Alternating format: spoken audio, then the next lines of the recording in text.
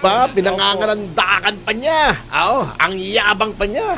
Meron, sabi niya, mga unanimous decision na napaligtad yung League of Cities. Talaga. Sabi ng Korte Suprema, ma'am, di po unanimous decision yun. Oo nga. Hindi unanimous yun. Dapat palitan niya na yung assistant niya. Bago. Hindi, alam mo, swabe pa nga itong si the lovely Attorney Ting, yung tagapagsalita ng ating kataas-taasang hukuman. Sabi pa niya, hindi ko alam kung saan nyo nakuha yan. Ayun, good. Saan ang galing yun? Sasagutin ko yun. Hinugot news na naman. Hindi, sasagutin ko yun. Kung saan ang galing yun. Sampo. Hinugot ni Risa sa puwet niya. Hinugot sa ano mo, tadyang mo. Ano yun? Ako nga, no? Ang babaeng hinugot sa aking tadyang. Pelikula yun, ha? Pelikula yun, no? Maalala talagang lang. Si fake na naman. Itong si Risa. Risa, ang fake niya, no? Grabe. Ang fake niya. Uso ngayon sir. Oo. Hindi napapansin. Oo, grabe si Risa talaga. Ang fake niya. Risa, ang fake mo. Hindi! Fake news! Napaka-fake, di ba? Ang fake niya. Grabe si Risa talaga. Ayan, napahiya siya. Bago yung isa sinasabi niya, hindi, yung isang sinabi ko. Unanimous. Unanimous. Kaya po na-reverse yun, Ma'am Risa, ay dahil naging moot and academic. Ang hirap kasi kapag ang isang tao ay playing lawyer, Madadan Fernandez ka talaga. Tama, sir. Ay, nako. Parang si Dan Fernandez, playing lawyer, ang sagot niya dun sa right to remain silent at saka the right against self-incrimination na ini-invoke namin noon sa Quadcom. Hindi, nasa Constitution din, right to information. Hindi niya kasi alam, yan ang sinasabi ni Senator Miriam Defensor Santiago. Hindi porket nabasa mo yon, naintindihan mo. Sir Dan, ang right to information is an entitlement of the citizen against the government.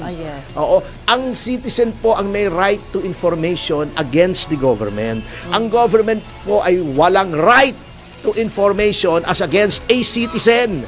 In fact, all citizens have the right to privacy.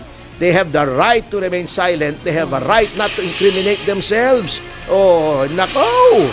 Kasi naman, playing lawyer. Monday, sir. Fake na naman. Kasi kita mo, si Tito Soto, hindi daw unanimous. Kasi may dalawa daw, hindi bumoto.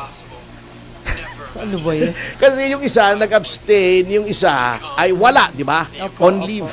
Sir, unanimous kasi tinitignan po ang unanimity doon sa mga nag-participate at bumoto, hindi sa kabuuan ng membership ng Supreme Court. In fact, ang rules ng Supreme Court, kapag hindi ka nag-participate, hindi ka makakaboto. Correct. So, majority lamang para manalo noong those who participated in the deliberations and who voted. Yan. Pag lahat na nag-participate at bumoto, iisa lamang ang boto, either for or against, unanimous po yun. Kapag walang dissenting opinion, unanimous po yun, mga sir. Yun. Parang yung Ong versus Senate na ipanalo ko sa Supreme Court, unanimous po yun. Yun po ang mga ganon, ang unanimous. Ay, nako, ng tete. Baka version nila yon. Gustong mag-abogado Buti pa si Kwan. Kasi pag gusto mo mag-abogado at hindi ka naman abogado, nagkakamali ka. Yung mga abogado nga nagkakamali pa. Minsan ako, nagkakamali rin ako. Inaamin ko. Si Teddy Te, laging mali. Kaso, ang problema kay Teddy Te, pagka nagkakamali siya, patay yung kliyente. Hindi maganda yung magkakamali ka, deadly. At least ako, medyo, pag nagkakamali ka, nagmumulta, gano'n, Yes, sila namamatay. Si Jess Falsis, lumalabas.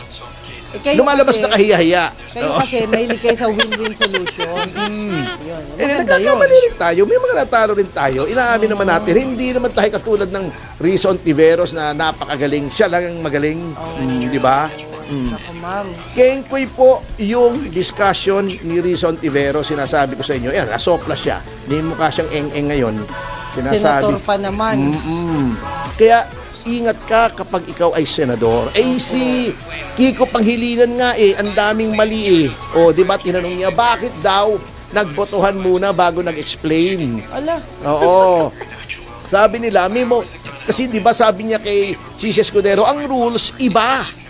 Sabi niya, oo, hindi nga yan ang rules. Ngunit, kapag may isang miyembro ng Senado na nag-motion na ibahin yung rules, just for that period, pro hac vice ang tawag doon, just for that purpose, pwedeng ibahin.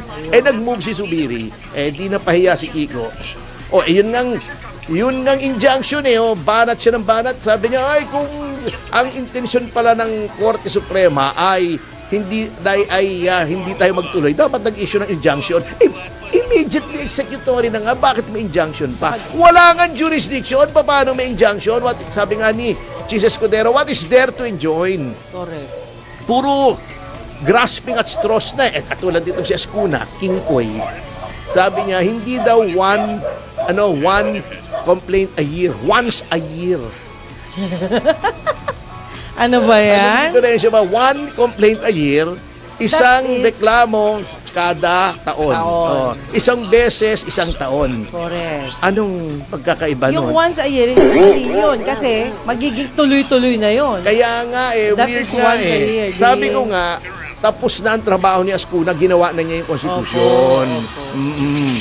Hindi niya pwedeng i-interpret. Ginawa niya. Huwag siyang mag-interpret. Although valuable yung kanyang insight to arrive at the mens legislatoris, yung mind noong legislator, that is only an aid, that is not conclusive. So, tumahimik na po kayo. Puro kapwitan naman ang sinasabi nyo na magulo kayo Ha? Tama ba yun sa bar exam? Alin? Yung mga sitwasyon na ganyan? Hindi ko alam yung ibang bar kasi isang beses lang naman ako nag-bar Nilalagay po nila. Hindi naman ako katulad ng isang taga-Liberal Party, 3 beses nag-bar bago pang-4 pumase. Kala ko sasagot mo sa akin. Kala ko sasagot mo thrice a year. Ay.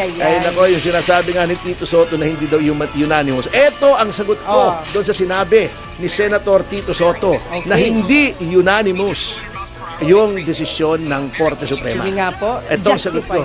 Acheche!